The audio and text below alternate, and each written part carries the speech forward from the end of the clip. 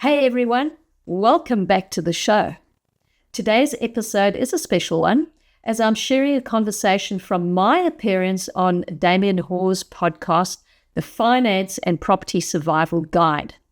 Damian and I had a great chat about commercial property investing and something a little bit different, a bit of a departure into the usual residential focus. We dove into the ins and outs of commercial leases and how they differ from residential leases and the opportunities that come out of the commercial leases side. If you've ever wondered how to grow your portfolio faster or transition from residential to commercial property, this episode is for you. We also get into some lighter moments like my love for rugby and how I like to support Australia if they're winning or South Africa if they're winning because I can sit on the fence for both. But seriously, without further ado, here's my chat with Damian. Enjoy it.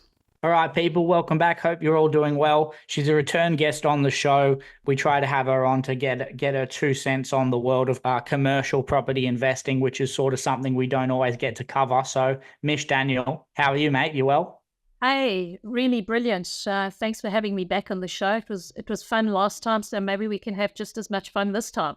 Yeah, for sure. And a quick side note: are you a South African rugby fan? Oh, big time. Yeah, so it sounds like you guys are going pretty decent at the moment. We're smashing it at the moment, and it's really awesome being South African and Australian because I've got both passports. I've got a tattoo on both sides of my cheek. So the South Africans come in smashing it for the first half, and then Australia kind of sits up and says, "Hang on, we're getting a thrashing," and then they go in on the second half. So I always just change my T-shirts halfway through the game. That's awesome. I think Australia and South Africa are playing in a month or two. Oh, they're playing on the 24th of August. I've got the tickets booked. Oh, sick. Yeah. That'll be fun as. You'll enjoy that. Yeah, you got to go and support the good old Saffers, you know. And I always get reprimanded severely because if the Saffers let us down halfway through the game at half time, went to the second half, then I said, nah, sorry, I'm going to back the Aussies. Easy, that's fair. So the best that's awesome. team wins. Either for which sure, way, 100%. Yeah. Awesome. Also, for people who maybe are unaware of you, do you want to just give them a breakdown or a Cliff's Notes of who you are and what your job is and that sort of thing? Okay. In a nutshell, I started investing in real estate at the age of 22. I realized that nobody was going to look after me, so I decided that I'd start investing, and like everybody, started in residential. I leveraged very quickly because I was adding value, and in a nutshell, I probably bought about 16 residential properties. So I was buying one a year and then was renovating them, keeping them, but getting better rentals out of them. And then I went into commercial and I thought, gee, this is a no-brainer. We were earning 11% yields on commercial back then. Bought about 29 properties. That was back in South Africa. Did all the strategies, uplift, renovation, keep and hold, development, strata title, blocks of flats, units, industrial units. And then my wheels came off in South Africa, got attacked, landed up in a wheelchair, had to learn how to walk all over again, and decided I'm out, can't do this anymore. So I brought the family to Australia about 10 years ago. That was in the end of 2013. And thought, right, now what do I do? Start all over again. And the only thing I could do is what I knew. In South Africa, I'd run clothing factories. So every single cent that I earned out of my work, basically, I put into real estate. When I got to Australia, I couldn't run clothing factories. So I thought, well, let me do things differently. And we arrived in Australia with very little of what we left South Africa with because of the exchange rate. And with the little that we had, I thought, well, I'm going to put it into commercial and let's see how that goes. And I must say, I worked pretty hard on those commercials for the first couple of years, replaced my income within about 12 to 18 months. And people were saying to me, wow, that's amazing. What are you doing? How have you done it? Yeah. And that's how I started the buyer's agent. So I'm currently a commercial buyer's agent and helping people do what I did back then. Yeah, okay. And we'll sort of go into, I guess, a bit more of a deep dive on the commercial investing side of things for people, because we're mostly focused on residential property, whether it's investing or to just live in, because that's sort of where our business lies. But for people who are unaware, do you want to give us, I guess, a layman's breakdown of some of the key differences between commercial investing and what you do, and residential, which is what most people are sort of aware of? Okay, so your biggest differences in residential is, I'm going to start off with the lease, because in residential you've got a domestic lease. In commercial you've got a legal binding document. The difference is legal binding document is with a company and your yields are a hell of a lot higher. So in residential, on average, you might be getting a yield of about 5 or 6%, but that's going to be a gross yield. When you dial that back and you get rid of all your outgoings, you really are only earning right about 2.5%, 3% net. Now, net is the cash that's left in your hand. It's the money that you're putting in your pocket. The difference in commercial is that we start out on a net lease of, let's say, 6% or 7%. So that's after all your outgoings have been paid. So from just a quick overview on that would be that when you're buying a residential property, you're paying the outgoings, you're paying maintenance, you're paying the gardening, you're paying the upkeep, the fixing of the geysers, all that kind of stuff. Whereas in commercial, your tenant is paying for all of that. Because it's a commercial lease, it's a place where they house their business. They want to be making sure that their business looks good. And, it's too much hassle for them to call the landlord when the light bulb goes. So they do it themselves. So based on that, you get different types of leases. 9 times out of 10, it's a net lease where the tenant pays all of the outgoings as well. And we can drill down a little bit further if you want to in what that includes. Yeah, do you reckon you can expand on that? Just because some of that goes over my head even, to be honest. So if you can break it down a little more. Okay, sure. So let's just focus on the commercial lease. So what you're looking at over there is, as I mentioned, we work on a net of, on average, between 6 to 8% plus, depending on whatever the property is and the strategy is. We'll have to go into strategies as well, and I'll explain the difference between high yield versus low yield, high risk versus low risk, okay? Okay. But for the outgoings themselves, you're looking at various different leases, as I mentioned. Some leases, and often it's in retail, and we can have a look at the difference of retail, office versus commercial as well. Which ones are the better, what works for you. But in retail leases, often they are gross leases. However, what we do is we get to a net factor of, let's call it 6 or 7%, and then we add on the outgoings, and the tenant pays the gross lease at the higher rate. So they might pay a gross lease of, let's say, 11%. We dial that back, we still add a net of between 6 and 7%. All right. So what you're putting in your pocket, let's throw it into numbers. All right. On average, let's take a property of $1 million. If you're earning a net lease, you got a net lease of or a net rate of 7%. That is, you're getting $70,000 in rental. At $70,000 in rental, that is after all your outgoings have been taken out of that. And your outgoings would include land rates, water rates, council rates, maintenance, gardening, cleanup, insurance. It can go as far as management rates as well. And management rates can vary from anything from 3% to 8%. So it covers all of that. And that's the great thing. And that is the hugest difference between residential and commercial, is what you're putting in your pocket. So on a property of $1 million, you're getting $70,000 in rental. You are getting you're paying probably in the region of about, depending on what your LVR has been, and we can drill down on those numbers as well, on what your loan is. Your cash flow that you're getting out of that is far greater than you can ever do in residential, which means that you can grow your portfolio rapidly, as opposed to in residential, you're buying your own property, you may be renting it out. Yes, you might get market growth, but you're not getting that capital growth. Yeah, okay. And if we get time, we'll drill down into some of the other differences with like the LVR stuff. But for now, do you reckon you can explain to people, obviously those are some of the pros, like some of the cons or risks that you have to consider when you're investing in commercial? What would those be from your perspective? Okay. So pros and cons would probably be, all right, everybody thinks of vacancy when you're thinking commercial. Right. However, what we do is we mitigate risk. And I mentioned earlier, high risk, high yield. So you can be buying properties where you're getting yields of 12%, but they might be in regional towns where you've only got a population of between 5 and 10,000 people. Now, if it's a type of business that's been there for 30 years and you can see that it's going to stay there, and it might be in the supply of farming material, if it's a farming town, for instance, then there's longevity in that business. That means that if you're buying that property, it probably won't be 12%, it'll probably be close to around about 10, 8 or 9%. I don't know. You need to look at the sustainability of the actual business. So what we do is we do a very deep dive into due diligence.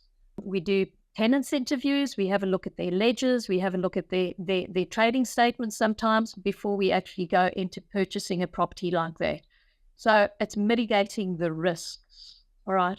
However, that would be your high risk, high yield. Now, if you're buying something that is closer to the metro centers, you're going to be paying a higher price on a tighter yield. So let's say 6% for argument's sake. However, residential versus commercial. In residential, you've got a house with 4 walls and a roof on it. Yes, you can do uplift to it if you've got a land component and you can add value in the back and you can add maybe a shed or you can add a granny flat. Yes, that does add value. Whatever you can do in residential, you can do in commercial. In commercial, you can add even more value and a lot quicker, because what you're doing is you're leveraging off a 6% yield, and I'm going to use 6% for our benchmark here. If you, for instance, have a little shed or a concrete warehouse, you can add a mezzanine floor onto it. The minute you add a mezzanine floor onto it at a multiple of 6% yield, for every $1, you're getting $16 in value.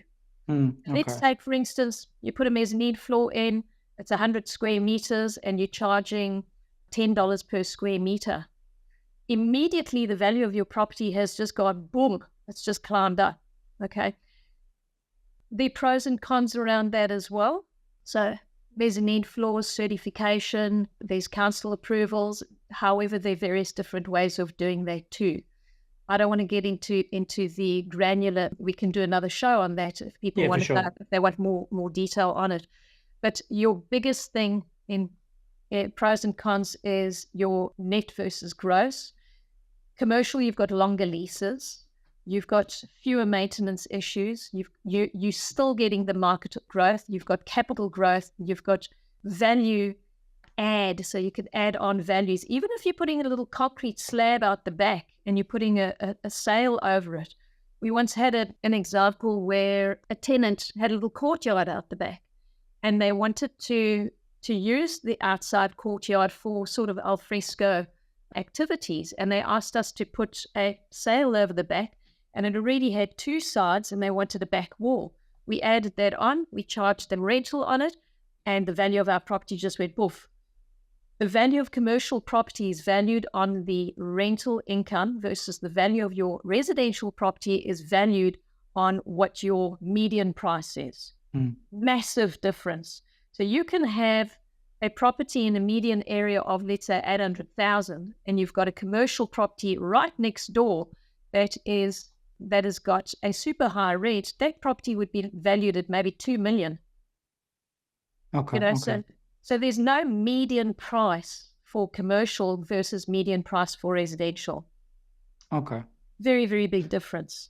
Yeah, okay. Can I ask a question real quick? Sorry. So Sure. we're talking about, again, you were saying that a lot of people think about, when they think of risks with commercial, they think of vacancy rates and stuff like that. And in my personal life, people will talk to me about, having a 3-month savings buffer is a great idea to have. And, the idea of I know my mortgage is X, my living expenses are Y, having 3 months worth of those saved in my bank. So if I lose my job suddenly, I know that I can keep the lights on for 3 months before I have to really worry. So I've got 3 months to find a new job, etc.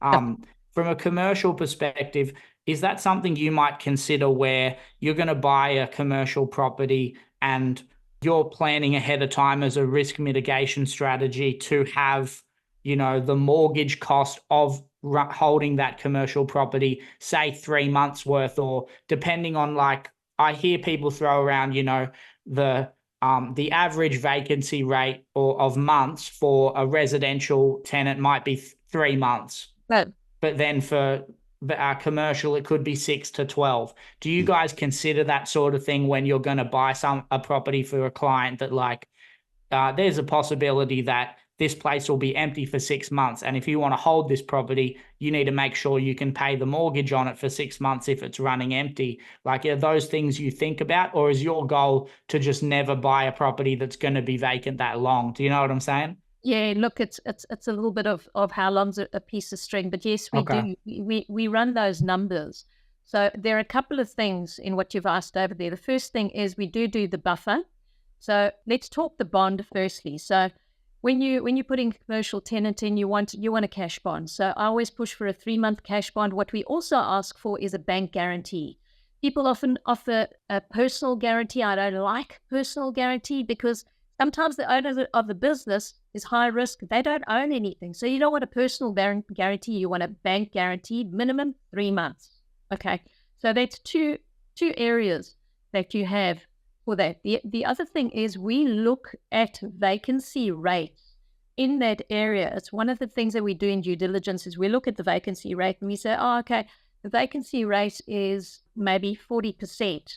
What is happening in the area? Is there gentrification? Is business moving in, or are they moving out? If they're moving out, where are they moving to? And what type of businesses are moving in there? Because sometimes the areas change. It might be going from retail to distribution, what we've been seeing since COVID. You've got over 200% of businesses that have gone into distribution. So change of use is another tactic that we use to do this sort of mitigation of risk. But I won't go into that in too much detail in answering the question. The third thing that we do is look at the lease. Now, again, this is a legal binding document. It's very difficult for the tenant to get out of that lease unless they go insolvent. So the legal binding document would state that they have either a 3-month or generally a 6-month in advance. So they've got to give you notice 6 months in advance what the intentions are for vacating or staying on, exercising their second option. That, as a landlord, gives you the option to, if you're 6 months ahead of the game, you can actually start advertising, marketing that property as is, or with change of use, depending on what's happening in the area. And bearing in mind that when we do change of use, there's usually a added value in doing that. So the value of the property goes up. So you've got your cash bond, you've got your bank guarantee, you've got 6 months ahead of the game. Chances are you'll get a tenant in there before your tenant vacates. Again, suburb dependent on where it is and how you actually run that. Yeah, okay. And we're going to chat about, I guess, some of the opportunities within commercial that you want to share in a second, but I wanted to cover 2 more before we do that. So one of them is, who, in your opinion, is investing in commercial property best suited to? Like, who's the best sort of client to you that is going to suit well to getting into commercial?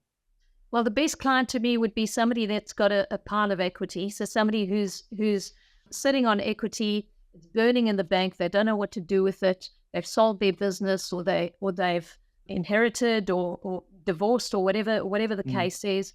They would have to have, I would say, a minimum of around about 300,000 to 400,000 at low entry. The more you have in commercial, the more you're going to get out. So the difference being that if you've got 800,000, you can go to a property that's around about 2.3, 2.4 million. You could be earning a rental income of about 140,000 net income. Best type of client would be somebody who understands real estate, that has invested in a couple of residential properties, so they get the gist of the nuances of investing, and somebody who's willing to learn, okay? Because when you come on board, this is a minefield of areas that could take you down a big black hole if you don't know what you're doing. So be open, willing to learn. We give you education, we give you mentoring, we help you along the way. And it's basically, we're looking for clients that want to make cash flow, want to build portfolios, that have got residential portfolios. Maybe they've reached their ceiling and they can't buy any more residential. So banks love commercial because they cash flow, okay? Because it gives you that chunk of cash flow, and that enables you to carry on growing your portfolio. Okay. For a lot of people hearing this, and like I was telling you off air, like I only bought my place a year and a half ago, let's say. Why would the barrier to entry be, I'd say, comparatively pretty high to get into commercial compared to maybe buying your first place that's maybe you borrow, like I'll use my own example, right? And I've told people this on the show before. So like for me, I saved 18 grand. My parents gave me a gift of 32 and I borrowed 425 to buy my place. So that comparatively to someone who might have a couple of properties with equity or they own them outright to get into commercial, why is it such a high barrier, if you can explain that to people? Look, I think simply said, high barrier to entry, or let's start with residential firstly. You know, the government wants everybody in their own homes. Yeah. So, and lending, from a lending perspective and banking perspective, they've made that low barrier. You can basically put your footprint down for as little as $2,500. You know, you can start really low. A high barrier to entry is in commercial would be because it definitely is a investment vehicle. All right. It was originally, when people think about commercial property, they think about a sophisticated investor. And that has changed somewhat, where it doesn't have to necessarily be for sophisticated investor anymore. We've got clients that would come in with 300,000, they'd be buying properties at around about 800,000. It is pretty expensive at that rate, but it can be done. Those entry levels are really, they are doable. I'm going to show you or speak to you about an opportunity where you can be buying properties, commercial properties, at 20% entry. So let's take a property of $1 million.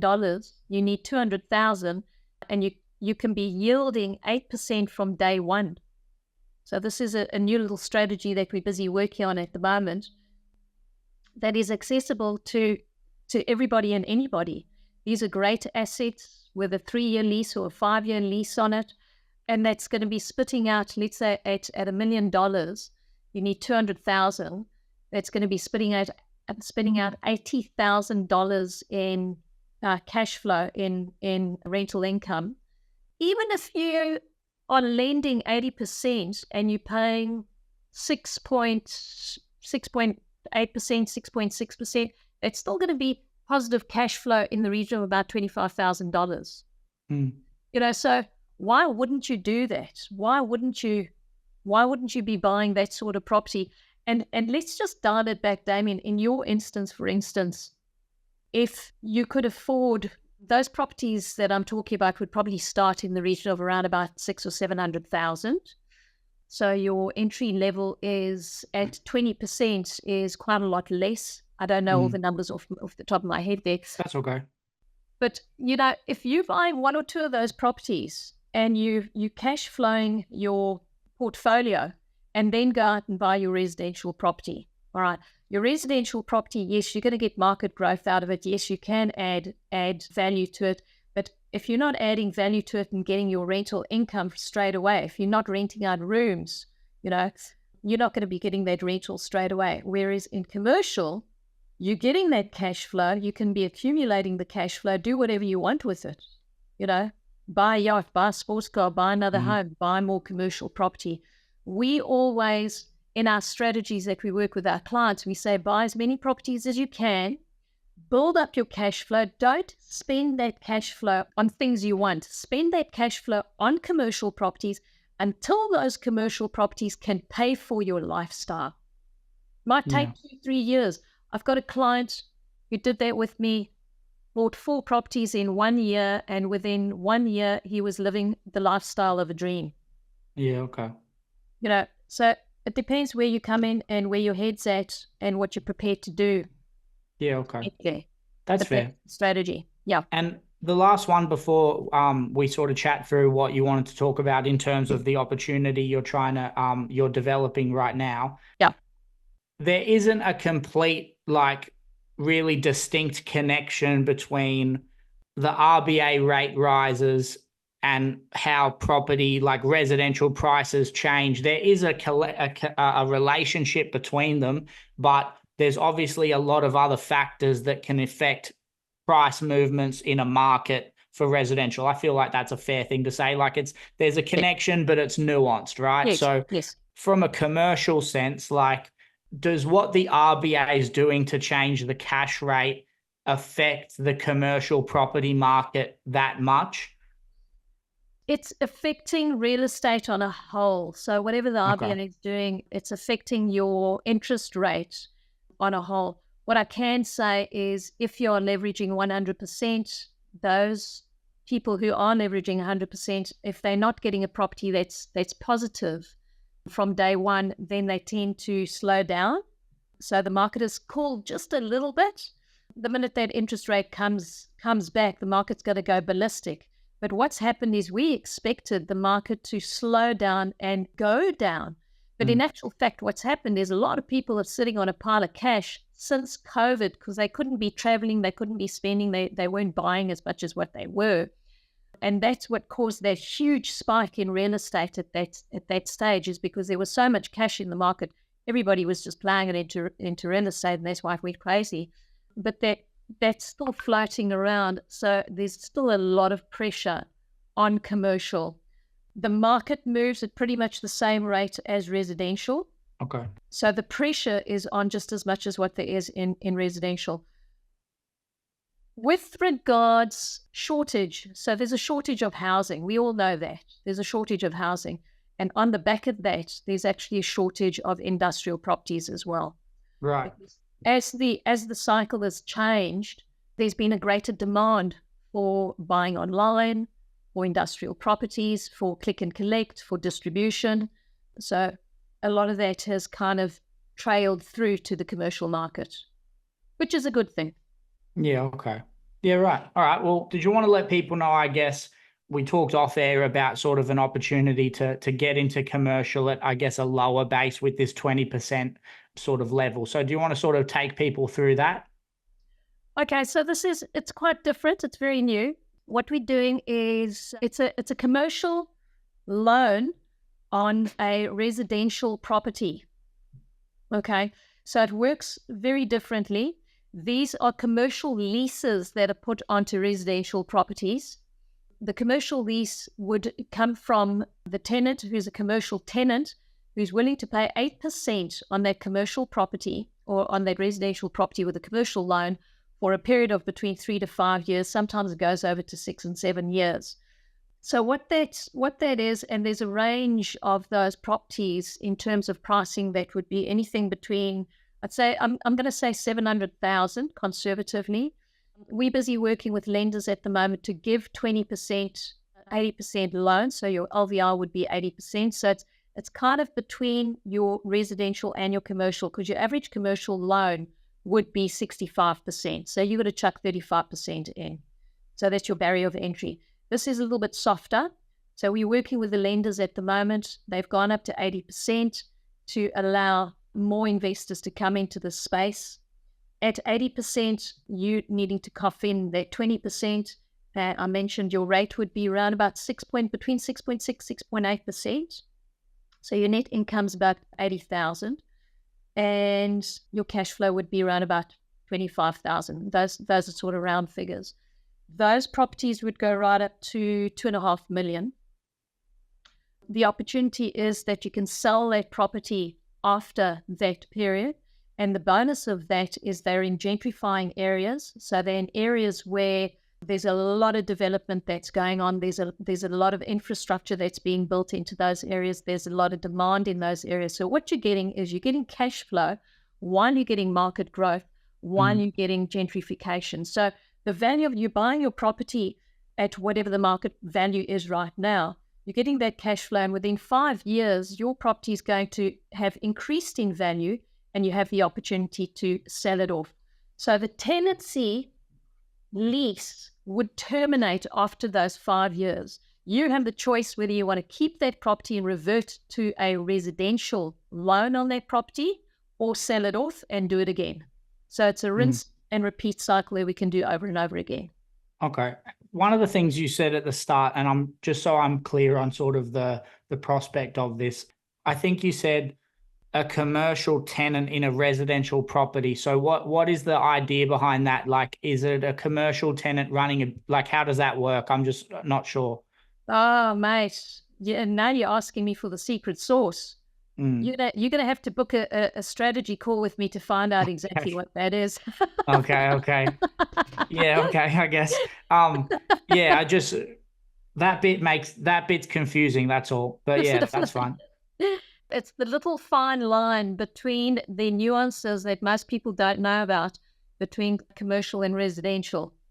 So it's a little gray line. And like I say, I'd have to go into depth on how to explain it. It would probably take about 20 or 30 minutes to go into that. Okay. But I'm happy to speak to people if they're interested and they want to know, reach out and I can take you through the strategy and show you exactly how it works. Okay, fair enough. Well, was there anything else you wanted to cover before we got out of here? Because I reckon we're hitting that 40-minute mark, and we can let people know, I guess, like where they can get in touch with you if they want to learn more about Revolve, and any websites and stuff you want to plug.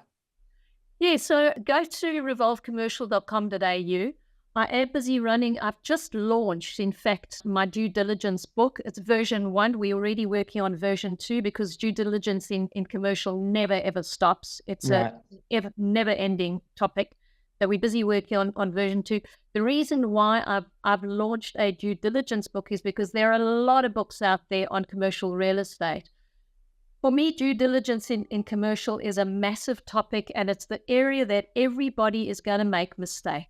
If you're going to make a mistake, you're going to make a mistake on your due diligence. So we've tried to plug in as much as what we can in version 1. The book is currently for free. So if you hop onto the website and you grab the link, there is a little link that you need to jump onto that, order your book, get your book for free, and start learning about commercial real estate. The website is full of valuable information. We've got case studies. We've got examples, we've got education on there, we've got a growth plan as well. So it's 8 quick little questions. If you want to book a call and you want to find out more about what we're doing and how we're doing, there's links on the website. We've also got what we call the VIP list. I put out between 15 to 20 properties monthly of choices that you can just go along and you can pick on those properties. So those are properties that we've looked at and I've said, yep, they're great properties. Let's put them out there. You know, we're looking at thousands of properties on a monthly basis. So this is just a little free give back if you're interested. Yeah, sweet. So it's revolvecommercial.com.au. That's it, revolvecommercial.com.au. Heaps of links and free material and information on there. We can walk you through strategies, help you out with whatever direction you want to go in. Easy. And I'll put links to your site and the free book as well while it's still free, because that's a pretty cool resource. And your website is full of pretty good like educational stuff for people to learn more about commercial and how it differs from residential when it comes to investing. So I reckon we'll leave it there, Mish. Thank you again for the time. Awesome. Thank you, Damian. Easy, mate. Great chatting. Awesome. Okay.